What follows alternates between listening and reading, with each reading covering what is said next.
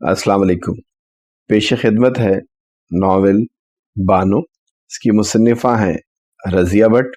इसे आपके लिए पढ़ा है अदनान रऊफ राजपूत ने। ये रिकॉर्डिंग आपके लिए national audio library for the blind की जानिब से की जा रही है। प्लीज़ हमारे चैनल को सब्सक्राइब कीजिए, वीडियोस को लाइक कीजिए और ज़्यादा से ज़्यादा लोगों के साथ इसको शेयर कीजिए। शुक्रिया। अगर आप हमारे ग्रुप का हिस्सा बनना चाहते हैं तो डिस्क्रिप्शन में दिए गए व्हाट्सएप नंबर पर ज्वाइन करें हमें और अपनी कीमती आरा से आगाह करें। बहुत शुक्रिया। 30 साल बाद मेरे क़ारीन ये जानने के लिए हमेशा ही ख्वाहिशमंद रहेंगे कि जिन किरदारों से वो नावल में मुतारिफ होते हैं इनका आगे क्या बनता है। ये खुशी की बात है कि मेरे फर्जी किरदारों को क़ारीन हकीकी किरदारों की तरह जानते हैं, इनसे मिलते हैं, इनके साथ चलते हैं, इनकी खुशी से खुशी होते हैं और इनके गम से गमगीन। शायद इसलिए वो इनके मुस्तकबिल से भी आगही के ख्वाहिशमंद होते हैं। इनकी इस ख्वाहिश के पेश नज़र मैं इन्हें बानो के बाकी किरदारों से मिला रही हूँ। 30 साल बाद इनसे मिलिए। रज़िया भट्ट। आज मुद्दतों बाद इस सड़क से गुजरी तो दाएं हाथ उतरने वाली कुशादा पक्की सुर्ख ईंटों वाली गली देखकर मुझे वो घर याद आ गया जिसमें हसन रहा करता था और जिसके आंगन से जब बानो का जनाजा उठा तो एक कयामत सी बपा हो गई थी। घर के अंदर बार हुजूम टूट रहा था। दहाड़े मार मार कर रोने वाले मर्द और सीना को भी करते औरतों ने बानो की मौत के दुख को इज्तिमाई शक्ल दे दी थी। घर के अंदर गली में हत्ता के सड़क पर भी सर ही सर नजर आते थे। लोगों का एक जमे गफीर था जो इस मातमी जुलूस में शरीक हो रहा था। बानों पर टूटी कयामतों ने हर दिल को मुतासिर किया था। ये कयामतें लोगों की जुबानी एक से दूसरे को पहुंच रही थी। भारत में तो इस पर जो जुल्म सितम टूटे थे वो अपनी जगह, लोग इस दास्तान गम को सुनकर गम और गुस्से से बेकाबू हो रहे थे। बानो लगता था इनके अपने जख्मों का नाम है। रमजान बाबा से बानो की बातें सुन सुनकर वो बेफर रहते। एक बार तो इन्हें देखकर ऐसा लगता था कि माए मोहम्मद बिन कासिम और खालिद बिन वलीदों को जन्म देना नहीं भूलेंगी। बानो का जनाजा एक धूम से उठा था। लोगों के इस्तराब और गम और अलम को देखकर शायद बानो की रूह को भी करार आ गया होगा। मैं इस मातमी जुलूस जो कि 28-30 साल पहले इस गली से निकला था इसके बारे में सोचती आपो ही आप इस कुशादा गली में आ गए जो सुर्ख पक्की ईंटों की बनी थी, जिसमें हिंदुओं के छोड़े हुए पक्के पक्के हवेली नुमा मकान थे। 1 मंजिला 2 मंजिला और कई 3-3 मंजिला। गली में काफी तब्दीली आ चुकी थी। कई बड़े मकानों की जगह ऊंचे ऊंचे पक्के चौबारों वाले मकानों ने ले ली थी। 3-3 मंजिला इमारतें भी वजूद में आ गई थी जिनकी दीवारों पर चिप्स और मार्बल लगे थे। कई पुराने मकानों के हुलिये बदल दिए गए थे लेकिन कुछ पुराने मकान भी मौजूद थे। कई एक तो ढह रहे थे। दीवारों पर काई जमी थी। दरवाजों खिड़कियों के पट उखड़ रहे थे। थड़ों की सीढ़ियां सीमेंट की चादर से नंगी हो रही थी। ईंटें जगह छोड़ छोड़ कर लुढ़क रही थी। फिर भी गली जिंदा थी। इसका मिजाज वही था। लोग आ जा रहे थे, बच्चे खेल कूद कर रहे थे। जगह जगह कूड़े की ढेरियां भी थी और नालियों में सलेटी रंग का मलबूबा भी बह रहा था। कई मकानों के सामने नाली ढकी हुई थी और कई मकानों के सामने नंगी सपैर होने वाली थी, इसलिए गली में कुछ ज्यादा लोग नहीं थे। सुबह शाम गलियों में रौनक जौबन पर होती जब लोग काम काज के लिए, बच्चे स्कूलों और कॉलेजों के लिए घर से निकलते। दफ्तरों को जाने वाले भी इस वक्त गली की चहल पहल में इजाफा करते हैं। शाम में भी गलियों में रौनक लिए उतरती। लोग ताजा दम होकर बाहर निकलते, मिलने मिलाने वाले आ जाते, खरीदारी करते। बड़ी सड़क की कुशादा दुकानों के अंदर और बाहर खड़े होकर गपशप लगाते, हालात हाजरा पर तबसरा करते। मैं पहले तो कुछ झिझकी लेकिन शौक और तजस्सुस ने उभारा। मेरे कदम इस घर की तरफ उठने लगे जो 10 मरले का कुशादा पक्की ईंटों वाला मकान था। ये मकान इन दिनों नया था और कैप्टन हमीद ने जो हसन का जिगरी और मुखलिस दोस्त था, हसन की भारत में छोड़ी हुई प्रॉपर्टी की एवज अलॉट करवाया था। हसन पर जो अफ्तार टूटी थी, इसे ये काम करने का होश ही कहाँ था। मैं अब इस घर के सामने खड़ी थी। 28-30 बरस इस पुख्ता हवेली पर बीत गए थे। मकान अब भी शान से खड़ा था लेकिन वक्त की धूल इस पर जम चुकी थी। बाहर की दीवार का पलस्तर जगह जगह से उखड़ा हुआ था। दरवाजे और बैरूनी खिड़कियों का रंग और रोगन भी उड़ा उड़ा था। पत्थर की ईंटें भी कई जगह से मस्की हुई थी और सदर दरवाजे पर जो लकड़ी के फूल बूटे बने थे वो भी जगह जगह से उखड़े हुए थे। मकान की खस्ता हाली से मकीनों की हालत का अंदाजा लगाना मुश्किल नहीं था, फिर भी कुछ कहा नहीं जा सकता कि इस बंद दरवाजे के पीछे जिंदगी का रंग क्या है। वो लोग अब भी यहाँ है या नहीं, या कहीं और चले गए, जिंदा भी हैं या कैद हयात से छूट चुके हैं, कुछ पता नहीं था। 30 बरस कोई कम अरसा तो नहीं होता। मैं चंद लम्हे वहीं खड़ी इस घर को देखती रही। मकान पर कोई नेम प्लेट नहीं थी। मैंने एक रागीर से पूछना मुनासिब समझा, ये घर, मैंने इशारा करते हुए पूछा, हसन साहब का है ना? रागीर कितने घर की तरफ देखा, इस बात में सर हिला दिया। वो अब भी यहाँ रहते हैं? मैंने बेख्तियारी से बेताबी से पूछा। रागीर के लिए शायद ये मुज़हका खेज बात थी, मुझे तबस्सुम आंखों से देखकर बोला, घर हसन साहब का है तो जाहिर है वो ही इस घर में रहते होंगे। मैंने इसका तमस्खराना तबस्सुम नजरअंदाज कर दिया। मुझे खुशी का हसन जिंदा है और मैं इनसे मिल सकूंगी। शुक्रिया, मैंने मुलायमत से कहा। इसने शायद सुना ही नहीं, वो तो तेज रफ्तारी से जा रहा था। मेरी बात का जवाब देकर इसने ठहरने की जरूरत महसूस न की। मैं आगे बढ़ी, दरवाजा खोला, मैंने इधर उधर देखा, कॉल बेल का बटन नजर आ गया। मैंने उंगली बटन पर रख दी। कौन? अंदर से आवाज आई। किसी खातून ने पूछा, क्या ये राबिया की आवाज है? मैंने आवाज पहचानने की कोशिश की। मेरी निगाहों में जवान, खूबसूरत और शाइस्ता सी राबिया का पीकर घूम गया। लपक चपक कई यादें जहन में लहरा गई। खुला दरवाजा कदरे और खुला और एक 15-16 साल के मुलाजिम लड़के ने बाहर निकलकर मुझे सलाम किया। मैंने जवाब देते सरताबा देखा। आपने किससे मिलना है? वो बोला, हसन साहब का घर है ना? जी, वो घर पर हैं। इसने नफी में सर हिलाया, फिर बोला, आने वाले हैं? और कोई है घर पे? बीबी हैं? राबिया बीबी? जी जी, आइए, वो है घर पे। इसने मेरे लिए रास्ता छोड़ दिया। मैं अंदर दाखिल हो गई। मेरा जहन बार बार माजी की तरफ लौट रहा था, माजी जिसे हम लौटा नहीं सकते लेकिन जहन की आंख से देख जरूर सकते। मैं जहन में आ गई। मुझे अम्मा की वो चारपाई तखील के पर्दों पर नजर आ रही थी, जिस पर वो अक्सर गर्म शाल की बक्कल मारे दीवार से टेक लगाए धूप ताबा करती थी। इनके करीब ही इनकी मुलाजमा बरकते नमक मिर्च मसाले लोहे के हवन दस्ते में कूट कूट कर थालों में ढेर लगाए बैठा हुआ करती थी। मुझे बरामदे में वो चीखता चिल्लाता हसन नजर आया, जिसने बानों की गुमशुदगी पर अपना गिरबान चाक कर डाला था। मुझे लुटी लुटाई वो बानों भी दिखाई दी जो हसन का गिरबान झिझोड़ कर इससे अपनी अजियतों के एक एक लम्हे का हिसाब मांग रही थी। और वो राबिया भी दिखाई जो दुल्हन बनकर भी दुल्हन ही लगी थी। आइए, मुलाजिम लड़के ने मुझे चारों तरफ नजरें दौड़ाते हुए देखकर कहा, मैं बीबी जी को बुलाता हूँ, आप बैठें। इसने मुझे बैठक का दरवाजा दिखाया और खुद बीबी जी को बुलाने चला गया। मैं अंदर आकर के सोफे पे बैठ गई। बैठक साफ सुथरी थी, फर्नीचर, पर्दे, कालीन वही तो नहीं थे लेकिन नए भी ना थे, कोई खास आराइशी चीजें भी नहीं थी, बस सादगी सफाई से मेहमानों के बैठने के लिए सोफे कुर्सियां बिछी थी। मैं अभी कमरे का जायजा ही ले रही थी कि वो दरवाजे में दाखिल हो। इसने सलाम किया। मैंने जवाब देते हुए गर्दन मुड़कर इधर उधर देखा। वो राबिया ही थी, लेकिन वो राबिया नहीं जो 30 बरस पहले की। वो राबिया जवान थी और ये राबिया बुढ़ापे की दहलीज पार कर रही थी। जिस्म कदरे फरबी माइल था, बाल खिचड़ी हो रहे थे, चेहरे पर वो ताजगी और शगुफ्तगी भी ना थी। जमाने के नशे व फराज इसके चेहरे पर रकम थे। साफ जाहिर था कि वक्त इसके साथ अच्छा नहीं बढ़ता। इसने सादे से कपड़े पहन रखे थे। ये मेरा अपना ही अंदाज था। राबिया सलाम करके आगे बढ़ी। मैं भी खड़ी हुई। इसने शायद मुझे पहचाना नहीं, इसलिए मुझे बैठने के लिए कहा, आप राबिया हैं? मैंने कहा, जी। राबिया मुझे पहचाना। इसने नफी में सर हिलाते मुझे गौर से देखा, फिर इसकी आंखों में सभी धुंधलाहटें यकायक छिड़ गई। आप? इसने मेरी तरफ एक उंगली से इशारा किया। इसके चेहरे पर रोशन खुलूस लहरें लेने लगा। रजिया भट्ट, मैंने सर हिलाते से जवाब दिया। ओह, आप? वो तेजी से मेरी तरफ बढ़ी। हम इतने तपाक और खुलूस से मिले कि आंखें आप नम हो गई। कई लम्हे हम एक दूसरे से लिपटी खड़ी रही। फिर मैंने ही आहिस्ता आहिस्ता अपने आप से अलग करके कंधों से पकड़कर अपने सामने खड़ा किया। कैसी हो राबिया? मैंने नमनाक निगाहों से इसे देखा। अच्छी हूँ, आप सुनाएं। इसने दुपट्टे के आंचल से आंखें पहुंची। कैसे हमारी याद आ गई? बस इत्तफाकन इधर से गुजर हुआ, गली देखी तो तुम लोग याद आ गए। जी ना माना कि मेरे बगैर चली जाऊं। शुक्रिया, इसने कहा, तशरीफ रखिए। मैं बैठते हुए इसका हाथ पकड़कर बोली, मैं थोड़ी देर बैठूंगी, तुम भी बैठो राबिया। इतनी मुद्दत बाद आई हैं तो मैं जाने ही थोड़े दूंगी।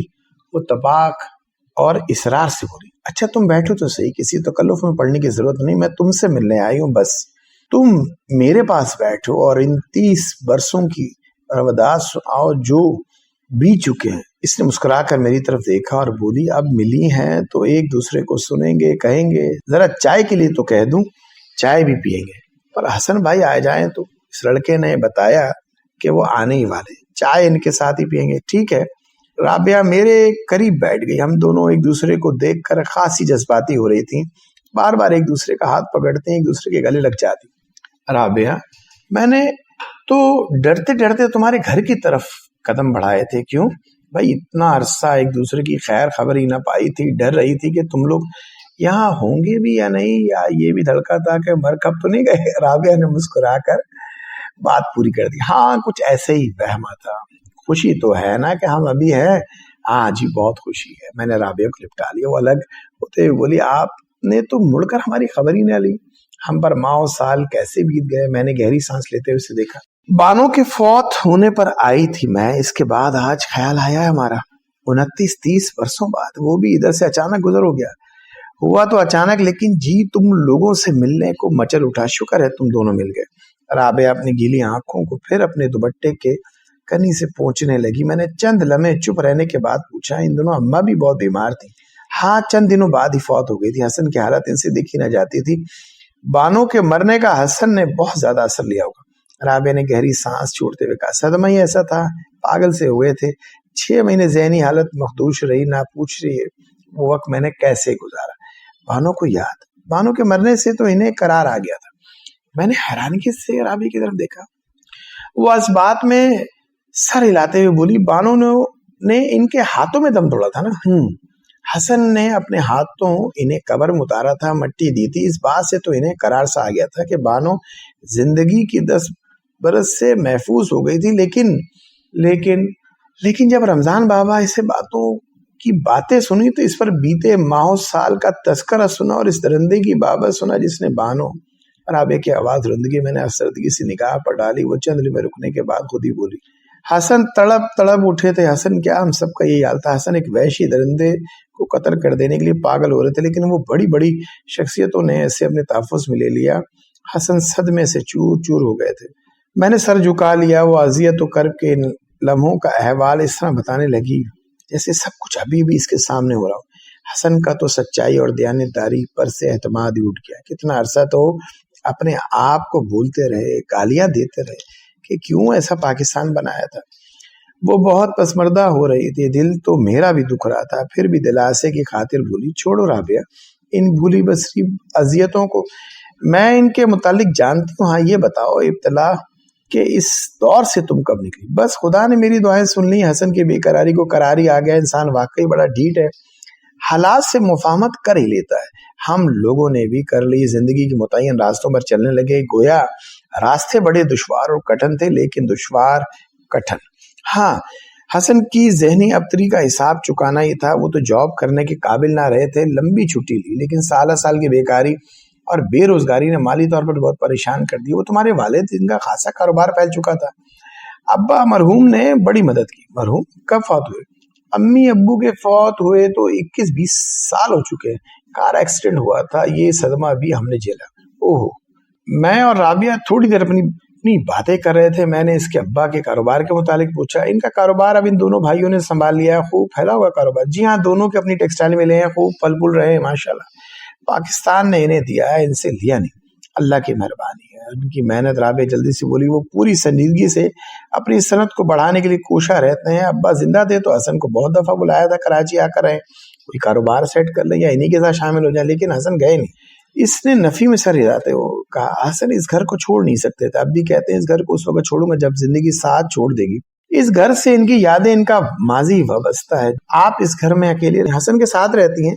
آپ مجھے جانتی ہیں نا, میں نے حسن سے باہر طور بنا کا عہد قائم کیا تھا اور اس پر قائم ہوں. میرا مطلب بچوں سے تھا. آپ کے بچے 3 بچے ہیں, 2 بیٹے 1 بیٹی. ایک بڑا بیٹا MBA کر کے اسلام آباد ملازمت کر رہا ہے. چھوٹا بڑے ماموں کے ساتھ کاروبار میں شریک بیٹی کی شادی کر دی. اب ہم دونوں ہی رہ گئے یہاں. بچوں کے کیریئر اور مستقبل سے مطمئن ہے.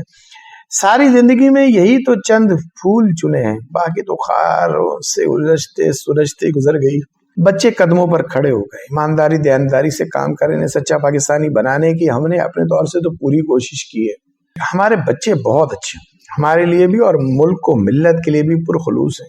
مجھے خوشی ہوئی تقدیر ایک ہاتھ سے کچھ لیتی ہے تو دوسرے ہاتھ سے دے بھی دیتی. ہاں شاید رابعہ کچھ کہنے والی تھی کہ ملازم لڑکا اندر آیا. یہ ہماری پرانی ملازمہ برکتیں تھی نا، اس کا پوتا ہے، تاجہ کا بیٹا. آپ برکتیں اور تاجہ کو تو جانتی ہیں.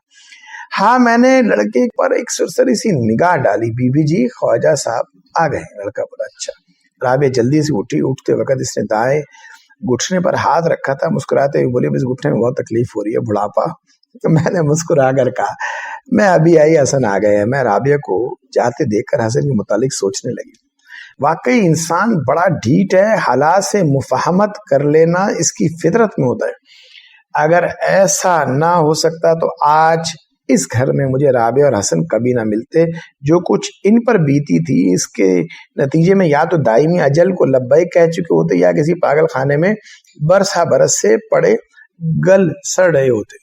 لیکن وہ تھے اپنے حال و زندگی سے نباہ کرتے ہوئے اچھے جی رہے تھے. پتہ نہیں اس بات سے مجھے خوشی ہو رہی تھی یا مایوسی اور دکھ. شاید میں ان برباد ہو جانے والوں کو آباد دے کر مایوسی سے دو چار ہوئی تھی. کیوں؟ اس کیوں کا میرے پاس جواب نہیں تھا. تھوڑی دیر بعد رابعہ حسن کو لیے اندر آ گئی. اس نے حسن کو میرے متعلق بتا دیا تھا. جب یہ تو حسن نے بڑے اتفاق سے مجھے سلام کیا تھا، خیر و عافیت دریافت کی. میں نے ان کی طرف دیکھا. بڑھاپا ان پر پوری ستم گری سے وارد ہو چکا تھا. بال بالکل سفید ہو چکے تھے. رنگت پرانے تانبے کی سی تھی. خوبصورت آنکھوں پر پپوٹوں کا بوجھ آ گیا تھا. چہرے پر جھریوں کے غیر واضح سے جال بچھ رہے تھے. پہلے سے بہت دبلے پتلے ہوئے تھے. کمر میں بھی جھکاؤ کی کیفیت تھی. زندگی نے انہیں اور انہوں نے زندگی سے جو کیسے لیا اور بڑھتا بنا پوچھے جواب مجھے مل گیا. غموں کا بار وہ اب تک اٹھائے تھے. مجھے خوش دلی سے خیر مقدی کے الفاظ کہتے ہوئے بھی ان کی آنکھوں میں کرب کی لہریں تھیں. انہیں دیکھ کر مجھے دلی دکھ ہوا، لیکن میری مایوسی دور ہو گئی اور مجھے یقین ہو گیا کہ واقعی عابد معبود نہیں بدلا کرتے. مجھے بانوں کی مکمل گرفت ان کے دل و دماغ اور اعصاب پر محسوس ہو رہی تھی. وہ میرے سامنے والے صوفے پر بیٹھ گئے. رابعہ بھی برابر والی کرسی پر بیٹھ گئی. چند لمحے ہم ایک دوسرے کی احوال پرسی کرتے رہے، رسمی باتیں کی. رابعہ اٹھتے ہوئے بولی آپ باتیں کریں، میں چائے بناتی. اسلم سے کہہ دو بنا لایا. حسن نے رابعہ سے کہا لو اتنی مدت کے بعد وہ آئی، میں خود ان کے لیے. رابعہ یہ اتنی مدت کے بعد آئی ہیں، اس لیے ان کے پاس بیٹھو باتیں کرو گزرے ہوئے طویل سالوں کی. یہ چائے پینے نہیں آئی، ہمیں جاننے سننے کے لیے آئی ہے. بالکل ٹھیک کہا آپ نے. میں نے رابعہ کا ہاتھ پکڑ کر حسن سے کہا، لیکن وہ ہاتھ چھڑا کر بولی ابھی آتی ہوں. تکلفات کا پیچھا نہیں چھوڑے گی. حسن نے کہا چائے تو اسلم بھی بنا کے لا سکتا ہے، اسے کہہ دو آپ باتیں کریں. بے تکلف ہو کے وہ کہتے ہوئے کمرے سے نکل گئے. میں چند منٹ میں آ جاتی ہوں. میں نے ایک بھرپور نگاہ حسن پر ڈالی. انہوں نے بھی میری طرف دیکھا. وہ کچھ مضطرب سے نظر آنے لگے. میرے کچھ کہنے سے پہلے ہی وہ بولے آپ کو دیکھ کر برسوں پہلے کا دور یاد آ گیا. انہوں نے کرسی میں پہلو بدلا. میری طرف بیچارگی سے دیکھتے ہوئے بولے آپ نے میری گھریلو زندگی سے اندازہ لگایا ہوگا میں نے زندگی سے مفاہمت کر لی تھی. جی یہ اچھی علامت ہے. بی بی انسان کو خدا نے جانے کس ڈھیٹ مٹی سے بنایا، ہر حال میں زندگی سے نباہ کر لیتا ہے. کبھی میں سوچا کرتا تھا کہ بانو نہ رہی تو میں بھی نہ رہوں گا، لیکن دیکھ لیں 30 برس بیت گئے، جی رہا ہوں. ان کی آواز میں اتنی رقت تھی کہ میں ایک دم ہی ان سے کوئی بات نہ کر سکی. بات بدلنے کو میں نے پوچھا حسن آپ کے دوست حمید ان دنوں کہاں ہیں؟ اب تو ریٹائر ہو چکے ہوں گے. انہوں نے گہری سانس لیتے ہوئے کہا ہمیشہ کے لیے ریٹائر ہو چکا ہے. جی کیا؟ وہ 71 کی جنگ میں شہید ہو گیا تھا. میں نے ایک لمحہ آنکھیں بند کر. حمید کا سراپا میری نظروں میں گھوم گیا. پھر میں نے عقیدت کا اظہار کرتے ہوئے ملک کو ملت کا شیدائی بڑا پیارا بڑا نفیس انسان تھا، اللہ اس کے درجات بلند کرے. اس نے 2 جنگیں لڑی. 65 کی جنگ میں وہ سرخرو لوٹا تھا. دوسری بار جب محاذ پر گیا تو مجھ سے کہہ گیا تھا حسن میں پھر دشمنوں پر برق بن کر ٹوٹوں گا. میرے انتقام کی آگ پچھلی جنگ میں بھی پوری طرح ٹھنڈی نہیں ہوئی تھی. اس دفعہ بھی میں نے پورا انتقام نہ لے سکا تو واپس نہیں لوٹوں گا. اوہ میرے منہ سے نکلا. شاید اس دفعہ وہ کچھ نہ کر سکا، کرنا چاہتا تھا، اس لیے وعدے کے مطابق واپس نہ لوٹا. حسن تلخی سے بولا ان کی بیوی بچے اپنے حالوں میں جی رہے ہیں. بے وقوف سا آدمی تھا، ماشاء اللہ میں بھی کچھ نہ کمایا اور نہ پلاٹ مارے. خالی خولی پینشن چھوڑ گیا. پچھلوں کے لیے حسن کا انداز تنزیہ تھا. مرتے جیتے گزر گئی. اب تو بچے اپنے پاؤں پر کھڑے ہو گئے. اس کے ویسے تھا احمق، حب الوطنی ہی کو سب کچھ سمجھتا تھا. میں نے تیز دھاری طنز کو محسوس کرتے یوں ہی کہہ دیا یہ آپ کہہ رہے ہیں حسن حب الوطنی حماقت ہے کیا؟ لگتا تو یہی ہے، میرے تجربے نے بھی یہی سکھایا مجھے. آپ کو حیرانی کیوں ہو رہی ہے؟ ملک میں کیا ہو رہا ہے آپ نہیں جانتی کیا؟ لیکن حسن जो कुछ भी हो रहा है इसके जिम्मेदार हम लोग ही हैं ना? नहीं बीबी नहीं, हसन ने पुरजोर अंदाज में कहा, इसके जिम्मेदार वो लोग हैं जो इस मुल्क के कर्ता धर्ता हैं। हमने ये मुल्क इसलिए तो नहीं बनाया था, हमने ये खित्ता जमीन तो इसलिए हासिल किया था कि ये एक ऐसी तजुर्बा गाह होगी जहां हम इस्लाम की अज़ली व अब्दी असूलों को आजमा सकेंगे। लेकिन यहाँ क्या हो रहा है? लाखों जानों को नजराना देकर, घर बार लुटाकर, असमतें दांव पर लगाकर हमने क्या पाया? क्या इसीलिए ये मुल्क बनाया था? हसन जोश में बोले जा रहे थे। खुद गैर सियासतदानों और हुक्मरानों को बेनकाब कर रहे हैं, माशरती बुराइयां गवा रहे हैं, मुल्क के टूटने का तस्करा कर रहे हैं, इस्लामी इक़्तिदार की बेहुरमती का रोना रो रहे हैं। वो पुरजोश अंदाज में कह रहे थे यही तो मसाइल थे जिनमें मिल्लत गिरी थी। लेकिन इस सिलसिले में क्या हुआ अब तक? चंद लम्हे रुके, सोफे पर फिर पहलू बदला, मुस्तरबाना अंदाज में मेरी तरफ देखा, फिर बेआंसू रोते हुए बोले, कभी कभी तो मैं अपने आप से नादिम हो जाता हूँ। बानो की रूह मुझसे अब यही पूछती है कि मैंने इससे क्यों झूठ बोला था।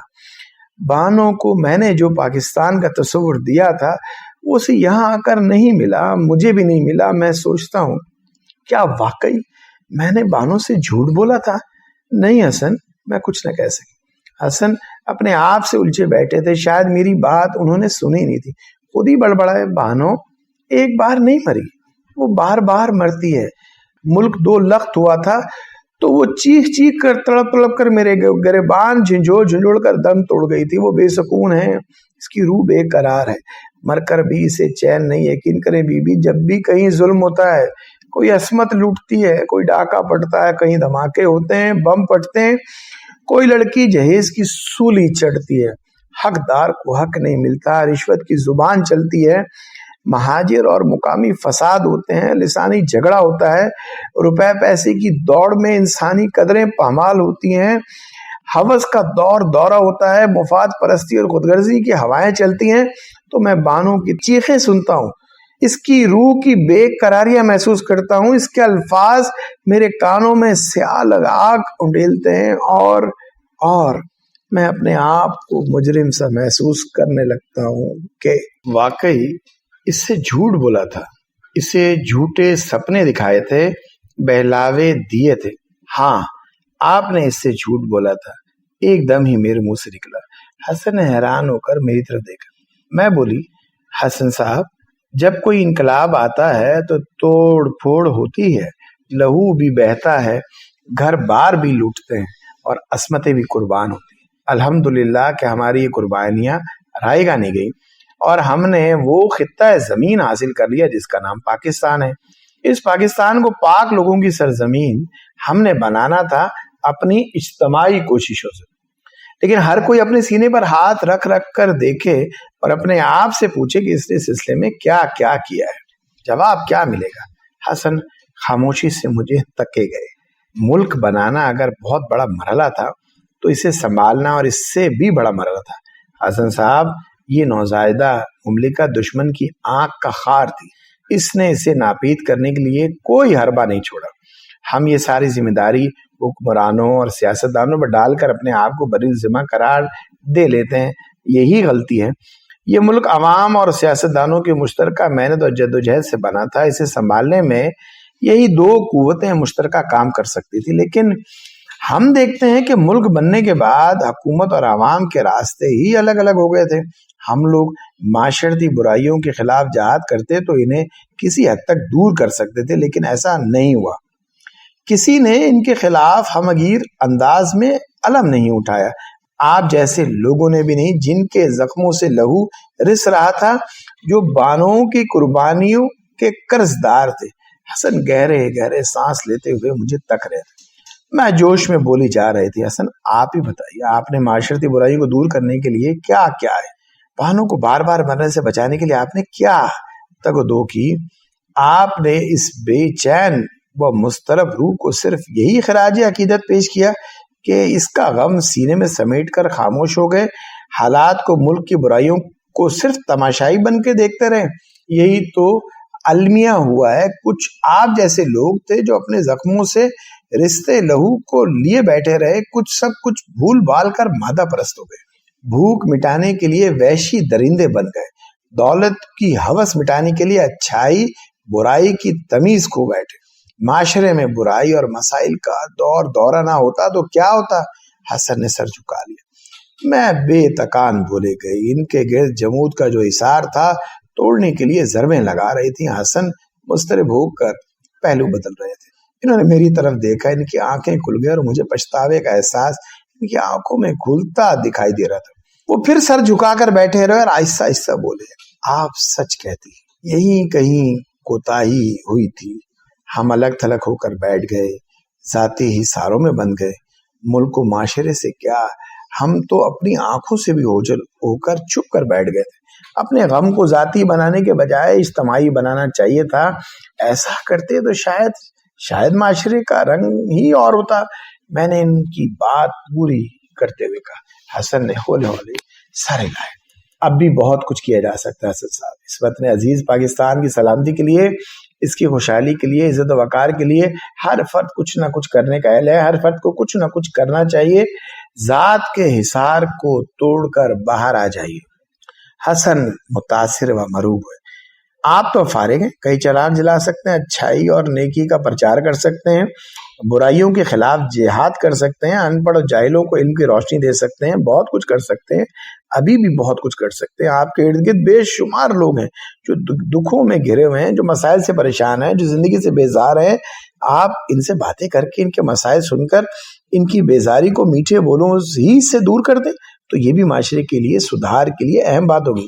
یقین مانیں، آپ اگر یہ ننھے دیے جلانے لگیں نہ تو بانوں کی مضطرب اور بے چین روح کو تو قرار مل ہی جائے گا، وہ بار بار نہیں مرے گی۔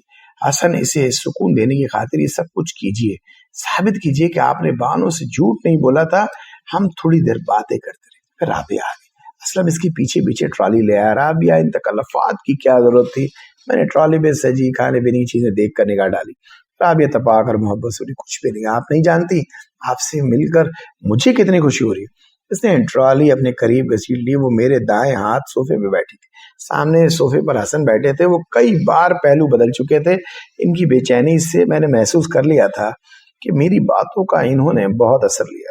مجھے خوشی ہو رہی تھی۔ رابعہ نے پلیٹ میری طرف بڑھائی۔ شکریہ، میں نے پلیٹ لے لی۔ وہ دوسری پلیٹ حسن کی طرف بڑھاتے ہوئے بولی۔ حسن نے ایک نگاہ اس پر ڈالی، پھر اس نفی میں سر ہلاتے ہوئے بولا، میں صرف چائے لوں گا۔ رابعہ نے چائے بنا لی، ایک پیالی میری طرف بڑھائی، دوسری حسن کو دی اور تیسری اپنے لیے میز پر رکھتے ہوئے لوازمات سے بھری ٹرالی میرے سامنے کرتے ہوئے بولی، آپ بے تکلفی سے لیں، اپنے گھر ہے آپ کا۔ بالکل بالکل۔ میں نے ایک شامی کباب اپنی پلیٹ میں رکھ لیا اور پھر چائے کے دوران رابعہ ادھر ادھر کی باتیں کرنے لگی۔ میں ان بچوں کے متعلق پوچھنے لگی۔ حسن نے ان باتوں میں کوئی خاص حصہ نہ لیا۔ میں دیکھ رہی تھی کہ ان کا ذہن کافی مصروف تھا، شاید وہ کوئی لایا عمل وضع کر رہے تھے، معاشرے کی خرابیوں کو دور کرنے کے لیے کچھ سوچ رہے تھے، بانوں کی روح کو تسکین دینے کے لیے کوئی راہیں نکال رہے تھے۔ مجھے خوشی کے ساتھ ساتھ یقین بھی ہو رہا تھا کہ حسن ایک بار اس جہاد کے لیے آمادہ تو ہو گئے، ان کی کاوشوں میں کئی حسن شریک ہو جائیں گے اور ایک بار پھر وہ جدوجہد کامیابی سے اسی طرح ہمکنار کر دیں گے جس طرح پاکستان بنانے کی جدوجہد کو کیا تھا۔ میں نے دل میں ان کی کامیابی کی دعا کی۔ چائے کے بعد میں نے واپس آنا چاہا، لیکن حسن اور رابعہ دونوں ہی اتنے خلوص اور اصرار سے رکنے کے لیے کہا کہ میں انکار نہیں کر سکی۔ ہم کافی دیر اکٹھے بیٹھے، ماضی کی جھلکیاں دیکھتے رہے، ماضی جو لوٹایا نہیں جا سکتا، چھوا اور پکڑا بھی نہیں جا سکتا، لیکن جسے ہم اپنے جذباتوں کی شدتوں سے اب بھی محسوس کر رہے تھے۔ رابعہ رات کا کھانا بنانے گئی تو میں بھی اس کے ساتھ اٹھ کر باورچی خانے آ گئی۔ حسن شاید باہر چلے گیا۔ رابعہ اپنے ہاتھ سے میرے لیے کھانا بنا کر اپنے خلوص و محبت کے اظہار کر رہی تھی، ورنہ کھانا تو اسلم بھی بنا لیتا۔ میں نے جذبوں کو محسوس کرتے رابعہ سے کہا، تم اب بھی ویسی کی ویسی ہو، محبت کرنے والی پرخلوص عورت۔ اس نے میری طرف مسکرا کر دیکھا اور بولی، ایسی نہ ہوتی تو زندگی گزارنا مشکل ہو جاتی۔ پھر اس نے گہری سانس لے کر کہا، خیر گزر گئی گزر جائے گی۔ رابعہ نے کہا، ایک بات پوچھوں؟ جی ضرور پوچھیے۔ حسن کا رویہ باحیثیت شوہر تمہارے ساتھ کیسا رہا؟ اس نے دکھ بھری نگاہوں سے مجھے دیکھا، پھر خود ہی چہرے پر مسکراہٹ سجا لی۔ بولی، میری تو ساری عمر بکھرے حسن کو سمیٹتے ہی گزر گئی، انہوں نے تمہیں پیار دیا، مصرف سی ہوگی، پھر ہنسی دی۔ اس عمر میں کیسی باتیں پوچھ رہی ہیں؟ تمہارے 30 سالہ دور کی بات ہے۔ میں نے کہا، ہاں گزر گئی بس۔ حسن کو پایا، ہمیشہ اپنے پاس ہی پایا۔ پیار کے معاملے میں وہ ہمیشہ بانو ہی کے رہے، لیکن مجھے کبھی زیادہ دکھ نہیں ہوا اس لیے کہ بانو مر گئی تھی، نہیں اس لیے کہ بانو ہم سب کی تھی، قابل احترام، واجد عقیدت۔ وہ مسکراتے سے بولی لیکن سچ بات کہوں کبھی کبھی بحیثیت عورت اور بیوی جی ضرور چاہا کہ حسن مجھے احترام کے بجائے صرف اور صرف پیار دیں. خیر چھوڑیے، اب تو عمر کے اس حصے میں ہے کہ یہ سب باتیں تو فلانا سی لگتی ہیں. میرے لیے بہت ہے کہ مجھے ساری عمر حسن کا قرب ملا اور میں ان کی خدمت کر سکی. آفرین ہے تم پہ رابعہ. رابعہ مسکرا کر دیگچی میں چمچ ہلانے لگی. میں رات تک ان کے ساتھ رہی. ہم سب نے مل کر کھانا کھایا اور ایک بار پھر ملکی حالات اور سیاست اور معاشرتی برائیوں اور خامیوں پر سیر حاصل گفتگو کی. رات دونوں مجھے سڑک تک چھوڑنے آئے. پھر بھی آئیے گا. انہوں نے بڑے اصرار سے کہا ضرور آؤں گی. میں نے وعدہ کیا اور واپس چلے گی امید و یقین کے ساتھ کہ ملک و ملت کے یہ مخلص بھائی خواہ اور جان نثار خلوص و اعتماد کے ساتھ ایک بار پھر تحفظ و سلامتی کے لیے سینہ سپر ہو جائیں گے. رضیہ بٹ، لاہور. میں اپنے کرم فرماؤں کا شکریہ ادا کرتی ہوں جنہوں نے میری ہر تحریر کو سراہا، داد و تحسین سے میری حوصلہ افزائی کی اور تنقید سے میری رہنمائی فرمائی. یہ اللہ تعالیٰ کی خاص الخاص عنایت ہے جو میری تخلیق نے عوام میں بے پناہ مقبولیت پائی. پڑھنے والوں نے میری ہر تحریر کا خوش دلی اتفاق اور خلوص سے خیر مقدم کیا. مجھے بے حد خوشی ہوئی، لیکن اس خوشی کے باوجود تشنگی کا احساس ہمیشہ ہی باقی رہا. مجھے ہمیشہ یہی محسوس ہوا کہ میں نے جو کہنا تھا نہیں کہہ پائی، جو لکھنا تھا نہیں لکھ سکی. بانو سپرد قلم کرنے کے بعد مجھے میری پوری تسکین میسر آئی تھی. تشنیگی کا احساس باقی نہیں رہا. میں نے کیا لکھا ہے، کیا کہا، یہ تو میرے کرم فرما پڑھ کر ہی جان سکیں گے. بہرحال مجھے ان کی رائے گرامی کا شدت سے انتظار رہے گا. ان کی داد سے حوصلہ بڑھے گا، ان کی تنقید سے اپنی خامیاں جان سکوں گی. تحریک پاکستان اور تقسیم ملک پر سینکڑوں تحریریں رقم ہو چکی ہیں. جوش، ولولے اور اتحاد کی ایمان افروز داستانیں بھی لکھی گئی ہیں. ملک کے نام پر دی جانے والی زہر گداز قربانیوں کی حکایتیں بھی کہی گئی ہیں. بانوں کا موضوع اسی جوش و ولولے، اتحاد اور قربانی کے خمیر سے اٹھا ہے، لیکن میری داستان ان سب سے الگ ہے. یہ ایک سوچ ہے، ایک پیغام ہے، ایک ارادہ ہے.